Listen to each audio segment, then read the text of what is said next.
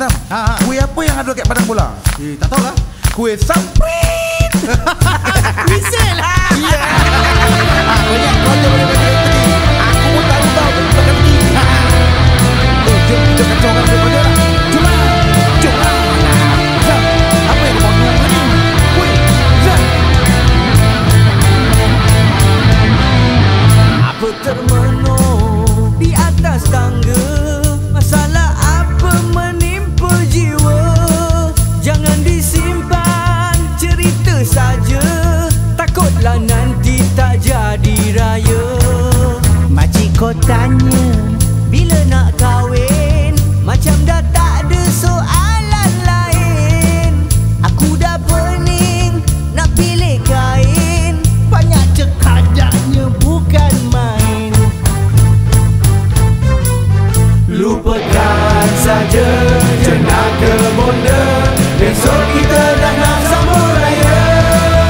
Dari duduk sini baik roda kuali, sambil berhibur main teka-teki.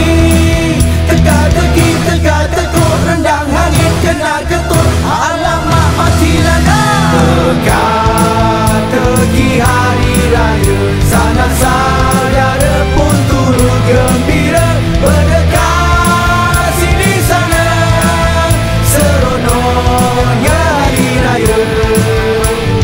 Teka-teki hari raya, rakam tangan tumpang bergembira. Senyum sampai telinga mendengar teka-teki raya. Nak dengar teka-teki tak? Apa dia? Hantu apa yang bercuti? Entahlah. Hantu raya. Asallah. Kalau dia tak dapat cuti, dia jadi hantu tak raya.